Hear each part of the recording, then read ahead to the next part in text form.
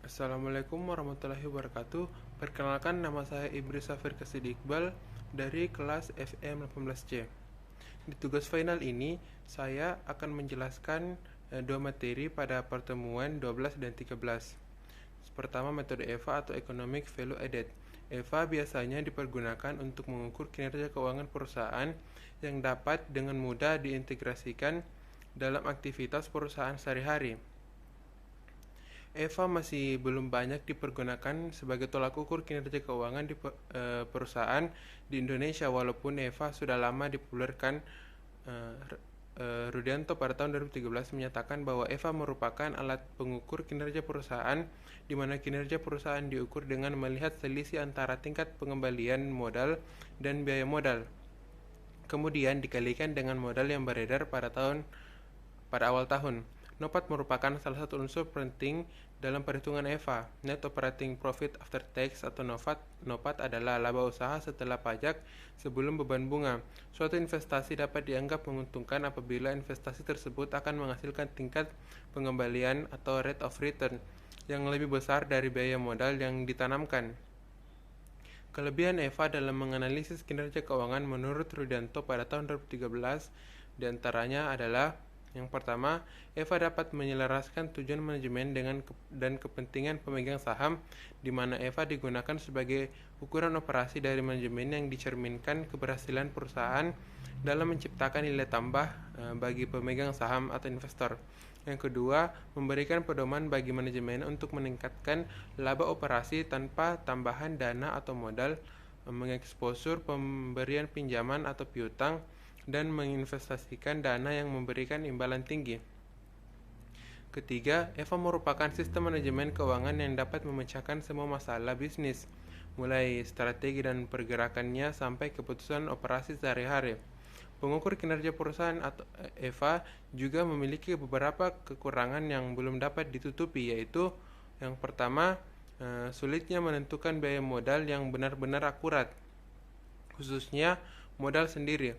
Dalam perusahaan go public biasanya mengalami kesulitan ketika melakukan perhitungan sahamnya. Yang kedua, analisis EVA hanya mengukur faktor kuantitatif saja, sedangkan mengukur kinerja perusahaan secara optimum, perusahaan harus diukur berdasarkan faktor kuantitatif dan kualitatif. Selanjutnya, yang kedua, Refined Economic Value Added atau REVA menyempurnakan konsep EVA sehingga menghasilkan konsep Refined Economic Value Added atau REVA. Bachidore menyatakan bahwa REVA is a more appropriate performance measure than EVA when considering the shareholders view of the firm. Konsep ini dalam perhitungannya memakai komponen seperti dalam perhitungan EVA, namun dibedakan dalam memperlakukan modal. EVA memakai nilai buku ekonomik atau Economic Book Value, sedangkan REVA menggunakan nilai pasar badan usaha atau Market Value of the Firm karena dianggap lebih mencerminkan kekayaan pemegang saham daripada nilai buku ekonomis. Dalam REVA, laba operasi setelah pajak atau NOPAT dikurangi dengan biaya modal dari nilai pasar modal yang diinvestasikan. Yang ketiga, Financial Value Added atau FVA merupakan pengukur kinerja perusahaan yang mengukur nilai tambah finansial suatu perusahaan yang mempertimbangkan kontribusi fixed asset dalam menghasilkan keuntungan bersih perusahaan. Secara matematis, telah memformulasikan nilai tersebut sebagai laba operasi setelah pajak atau NOPAT dikurangi dengan selisih minus depreciation. Materi selanjutnya yaitu manajemen risk. Kita akan membahas manajemen risiko pada perbankan dengan beberapa pendekatan. Menurut Kasmir pada tahun 2010, secara umum jenis-jenis risiko perbankan yang mungkin akan dihadapi meliputi: yang pertama, risiko lingkungan, artinya risiko yang berkaitan dengan lingkungan perbankan, khususnya lingkungan eksternal perbankan seperti risiko ekonomi, risiko kompetisi, dan risiko peraturan yang dibuat pemerintah. Yang kedua, risiko manajemen merupakan risiko yang berkaitan dengan risiko internal perusahaan seperti risiko organisasi, risiko kemampuan bank dalam melayani nasabah, dan risiko kegagalan usaha bank. Ketiga, risiko penyerahan berupa risiko internal bank seperti risiko operasional, perkembangan, teknologi, dan lainnya. 4. Risiko keuangan berkaitan erat dengan pengaruh internal dan eksternal bank seperti risiko kredit, likuiditas, suku bunga, rasio leverage. Berdasarkan penjelasan tersebut, maka risiko perbankan merupakan suatu risiko yang harus dihadapi oleh perbankan. Bila risiko-risiko tersebut dibiarkan, maka risiko-risiko tersebut akan berpengaruh negatif terhadap keberlangsungan usaha bank.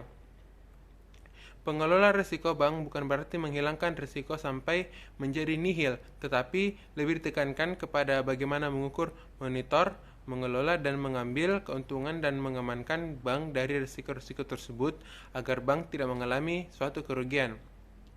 Liquidity risk. Liquidity risk menunjukkan risiko yang dihadapi oleh bank karena mengalami kegagalan untuk memenuhi kewajiban terhadap deposannya. Dengan alat-alat liquid yang tersedia karena harus digunakan oleh bank yang bersangkutan untuk membayar kewajiban yang harus segera dilunasi. Dalam penelitian ini, liquidity risk diproyeksikan dengan rasio likuiditas, di mana semakin tinggi rasio likuiditas maka kemungkinan bank mengalami masalah semakin rendah atau negatif. Credit risk ratio menurut Mahmud Ali pada tahun 2006 menyatakan bahwa risiko kredit adalah risiko kerugian yang diderita bank karena debitur tidak melunasi kembali pokok pinjaman atau plus bunga. Deposit risk ratio. Deposit ratio adalah untuk mengukur kemungkinan bank tidak mampu membayar kembali dana yang disimpan para deposannya yang harus dijamin pembayarannya oleh kapital bank yang bersangkutan. Menurut Teguh pada tahun 1995, semakin besar rasio ini maka kemungkinan bank bermasalah semakin kecil. Itulah hasil dari video saya untuk tugas final kali ini. Lebih dan kurangnya mohon dimaafkan. Assalamualaikum warahmatullahi wabarakatuh.